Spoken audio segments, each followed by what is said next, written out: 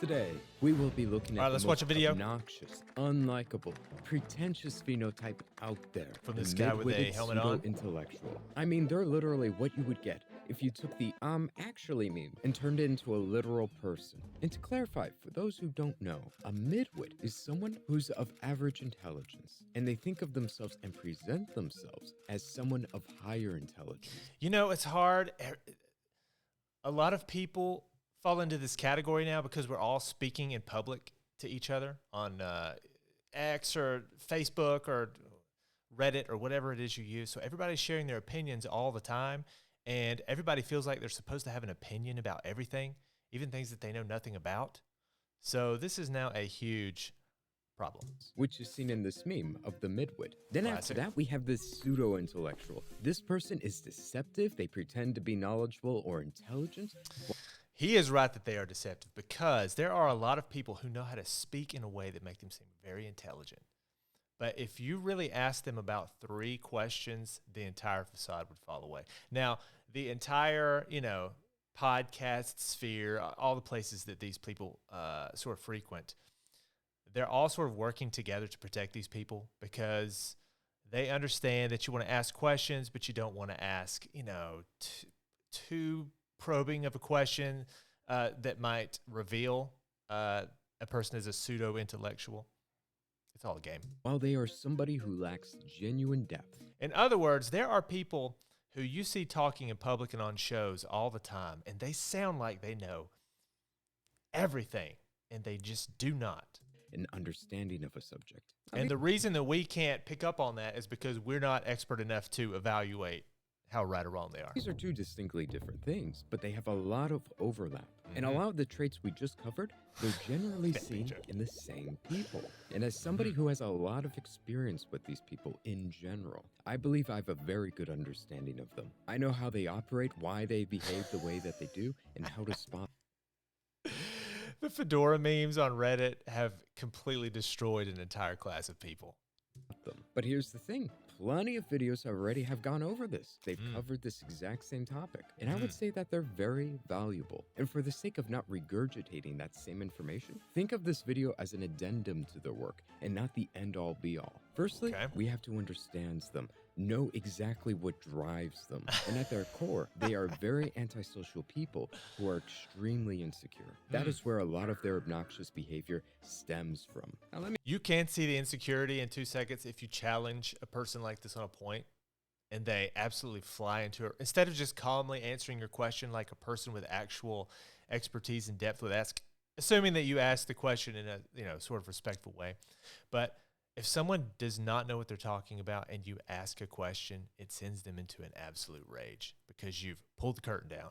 To give you an example here, let's say that you were talking to one of these midwits and you said, "The weather outside looks beautiful." Off of that statement alone, they're going to rush into it and say, "Yes, it is." And that happens because of the high pressure systems over our heads. They can't wait. When they have a fact that relates to what you say, they cannot wait to spit it out. Clear skies happen when the air is so rising in funny. a way that the sunlight scatters through the atmosphere and makes it look brighter. Oh, we haven't even talked about what even means how we prove what we use at the end of the day. Oh my. They tell you 100 things that you don't need to know and really have nothing to do with what you're talking about. My word. Just shut up. Nobody cares. Nobody gives a shit about whatever you're saying right there. We have all had this happen to us. We've had this person who goes on an extremely long tangent that nobody cares about, just for the sole purpose of demonstrating how much they've read on Wikipedia. And the reason... Absolutely insufferable. Actually, I've watched 22 YouTube videos about this, and I've participated in 100 Reddit threads. I know all about it. I'm sort of an expert. And why they do this is because when you interact with them, is what is always at the center of their mind is, how can I take this opportunity to show the people around me how smart and knowledgeable I am, which at the end of the day is rotten to the core because it is only self... If you're really smart and intelligent and really expert at a field, you don't have to think about presenting yourself as smart, intelligent, and knowledgeable because you just are. Serving. And people can sense this. We all sense this coming a mile away, and we hate it. Which ties into the key aspect of pseudo-intellectuals, why they're feigning knowledge, wisdom, or intelligence. Because Well, there are lots of reasons. I mean, it could be that as you're a kid, maybe you were put in some gifted classes and you think that you're supposed to be really smart, but then you forgot that you have to read books. You have to develop deep knowledge in a subject to actually be an expert. It could be that you're just participating in the town square that is X or Facebook or whatever, and you see all these smart people being smart in public, and you feel like you need to be smart too because you're, I don't know, status signaling, or you're just trying to compete. Or you could be delusional, that too. They don't learn the things that they do because it's useful to implement it into their own lives. No, they don't. Oh, that's a great point. There are many people who try to learn things just to sound smart, not because they have any actual curiosity about a subject, not because they're engaged in deep learning, but just because this is a smart person book. And if I read a smart person book, I can say that Plato said this, or I can say that some philosopher said that. Don't care about that. What they care about is using it to impress the people around them, which is just fake and shallow at the end of the day. Everybody hates it. And the way we know that... And if you live a life where you're trying to impress people that way, you know you are a fraud. So you're going to have some cognitive dissonance. You're going to have something eating away at you every night before you fall asleep. You're going to be thinking, I'm just the biggest fraud. It's true. Is because if you pay attention to a person's actions, it will tell you what they actually care about, what they value, what their goal is with their interaction with you. If you and me, we were talking to each other and I stopped to listen to you, I start to ask questions about you, I hear you out. This is my way of conveying without words that I care about you. I care about the things you're saying to me. You deserve my attention. That's what you're showing with your actions. Well, on the other hand, if I just ignored you, I talked over you, I just went on long, irrelevant tangents about the things I know, that is my way of saying to you, you are unimportant to me. What I truly care about is not you, but it's how I appear to you. You see what I'm getting at? This is one simple example to explain the lens in which we need to view these things. If you use this lens to view all social interactions between people, you will have a better understanding of people in general. And it's through this lens that we can examine. It is infuriating to be, especially if you get in a debate. I saw a debate yesterday, and I won't say the name, doesn't matter. But I saw this debate yesterday, and two people were debating. One guy clearly knew what he was talking about. Whether he was right or wrong, he had deep knowledge. The other guy clearly did not, but he's kind of a smart guy, and he wanted to debate, and he thought he was right and whatever. And the guy who did not know what he was talking about could not spit out his opinions fast enough. He was shotgunning. He was speaking over this guy, and he would not listen or ask any meaningful questions. It was irritating. And some of the stereotypical behavior of these. And it just shows you, like, everybody can tell that you just don't know what you're talking. You can't hide. If you don't know what you're talking about, you can't really hide that. Midwits. One common example is the nitpicking behavior. It could be you make a small typo, you mispronounce. That's because nitpicking is so easy. Like, it's so easy to pick apart anything that you see because nothing is perfect, and it's a lot easier to see what's wrong with something than it is to make something good.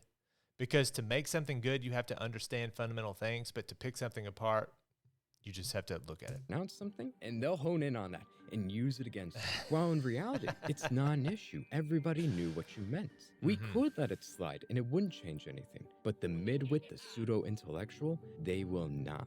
These people will never miss an opportunity. The true flex is to use no punctuation, no capital letters, to just look like a total. It's the equivalent of when Tom Cruise or some super celebrity goes out in public like a total hobo slob. Flex. Opportunity to pop in and show, actually, this is the correct way. Not that Tom Cruise does This is that. what you Shia actually LaBeouf, mean. how about that? And at the end of the day, this action, it doesn't aid in the conversation. It doesn't aid in clarifying anything to anybody. And That's a great point, because their participation in the conversation is not helpful, which shows that they lack discernment.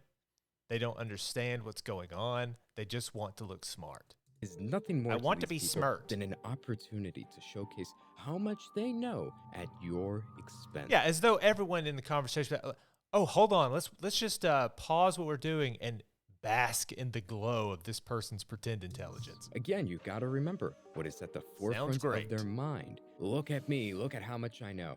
Shut up and pay attention to me. Look and see how smart I am. And what is so ironic at the end of the day is they characteristically don't even understand what they're talking about. It's Right. all surface level. I tell you, one time I was talking to a guy and he asked me what I do. And I told him I do freelance video editing because that is what I was focusing on at the time. And instantly he jumped in and said, "Oh, you should go to Fiverr. I heard there are people who make a lot of money there.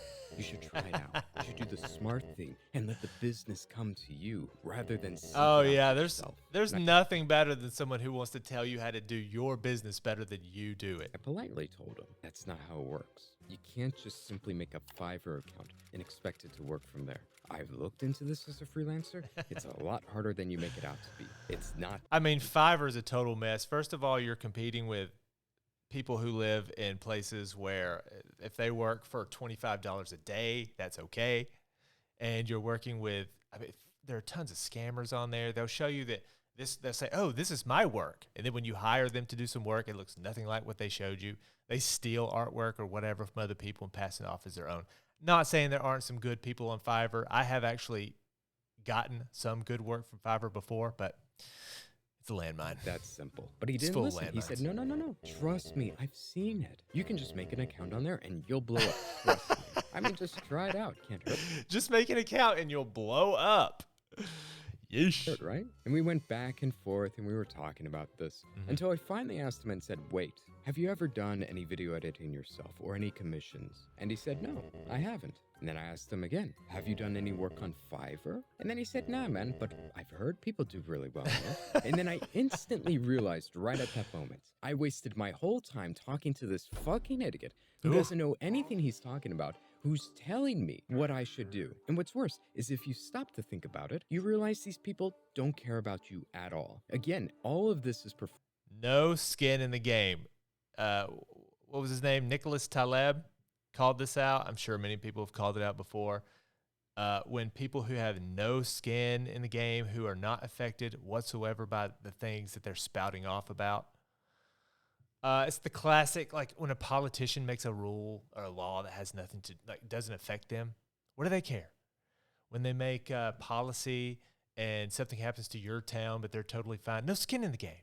And it's the same thing with these midwits that we're talking about. It's like, I'm just going to spout off on something that has nothing to do with me and has no effect on me whatsoever. informative. The only thing he really cared about and wanted to hear was for me to say is, "Yes, I will do this thing that you suggested," so he can feel good about himself. That's all he wanted. Now, would he feel good if he used this advice and then he made thousands of dollars and he's like, "Well, gee, I should do that." And he does the same thing and absolutely nothing happens. That's all he cared about. This whole conversation at the end of the day was simply self-serving to him, to give him an ego boost. But let me tell you about another story, another interaction I had. I one time met this girl and asked her, "What are you going into college for?" And she said photography. And then she told me what her whole plan was, to get hired by a big company and to do their marketing for them. And for everybody who's into photography, I know you've heard this a billion times before. People tell you should become a freelance wedding photographer. You should start your own business. You'll make so much money. Just take pictures of people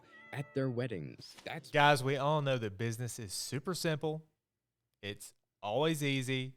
You'll make tons of money. Everyone starts businesses all the time that do not fail. They have no problems whatsoever. what you should do. But No instead problem. of saying any of that, I stopped and said, "I'm curious. Why are you interested in working for a corporation instead of doing freelance work like everybody says?" And after that, she instantly lit up. She told me why. She went over the pros and cons of it. She talked about the negatives of doing freelance work rather than having a stable job at a company. Different.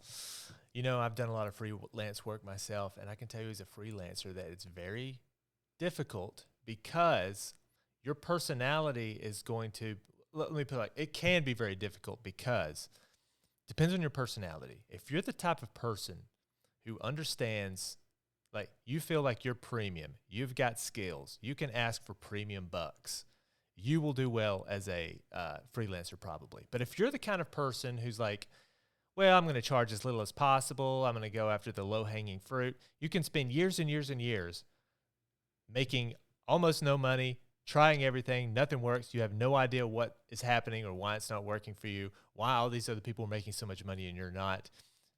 It can be a nightmare. Things like that. She went into great detail about this thing because guess what? It's not my place to give her advice in her own field that I know nothing about.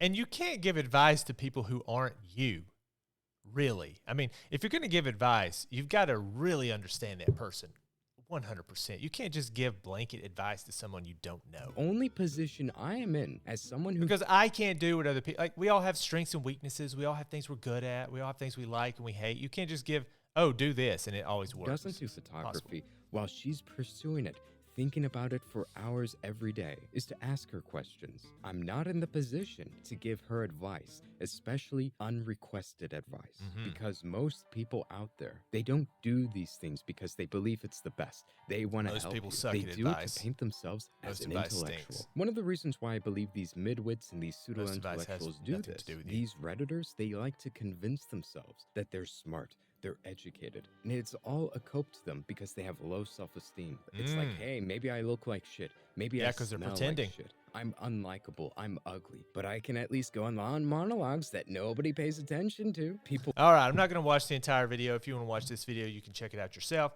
But, you know, the midwit phenomenon is interesting because we live in a time when everybody's pretending to be an expert and everybody's spouting off about things online all the time. You know, if you're into politics or whatever, you can go on X and you can spout off about, oh, this war and this geopolitical policy and this person running for office. And it's like, dude, you don't know anything about it. You don't know anything about politics. You don't know anything about history. You know what you learned about history in school, which I promise you is not very good because education stinks. But anyway, that's enough for now. I'll see you later next time. Bye.